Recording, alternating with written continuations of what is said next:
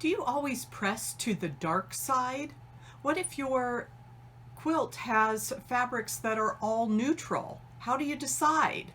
If the rules for pressing quilt blocks have you confused, stay tuned. I have some tips for you today. I'm Andy, and this is True Blue Quilts, a place to enjoy, experiment, and excel as you quilt.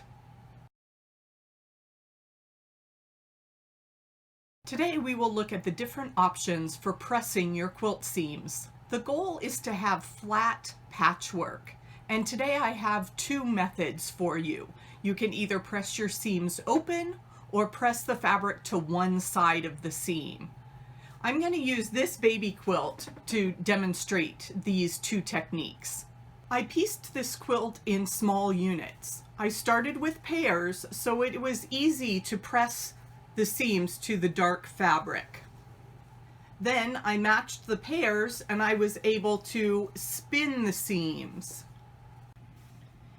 In this 4-patch, the seams are spinning. They travel around and all meet nicely in the center. In this 4-patch, I was not able to nest the seams, so they both go to the left-hand side. This creates a little bit of extra bulk, but overall with these big patches, it does not make that much difference in the overall look. These thicker seam intersections might cause problems. Your needle may bobble over that seam, or the fabric could shift and your intersection will not be exact. You can see that that seam may not meet exactly right, but overall you're not going to notice that minor imperfection. Sewing over 4 layers of fabric isn't usually a problem, and in this small baby quilt I knew it would be okay once everything was quilted. When I wasn't sure how the pieces would come together, for instance, if I couldn't remember which direction my seams were going and I wasn't sure if those seams would nest in the next row, then I just planned to press all my seams open. Here's an example of those seams that are pressed open. Pressing open or pressing to the dark side, one of the great controversies in the quilting world. There are pros and cons to both, and you'll find die-hard believers on both sides. But my general feeling is whatever works for you is the best method. If you do press your seams open, make sure to handle those units carefully, because those seams could start to come open at the very edge of your fabric. What if you have seams going in both directions along one line after you've sewn your pieces together?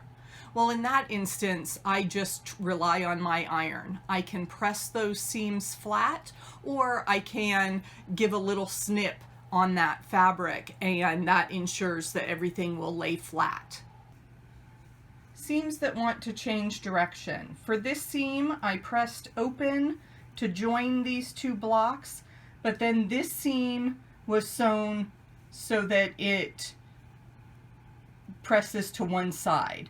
So I can use my iron and create that little fold just like that with a little bit of a fold in it, or I can go ahead and snip that layer just a bit. I don't want to go all the way to the stitches. I don't want to go through the stitches, but just give it a little trim so that half the seam can lay flat and half the seam will be pressed to one side. There are several ways to achieve the goal of having a flat quilt top. You can press your seams open, or you can press to one side, whichever method works for you. At the end of the day, we all want to be happy quilters. Learn more about quilting and see how I piece a quilt block in the video below. And be sure to click that subscribe button and ring the bell for notification so that you don't miss any episodes of my weekly quilting videos.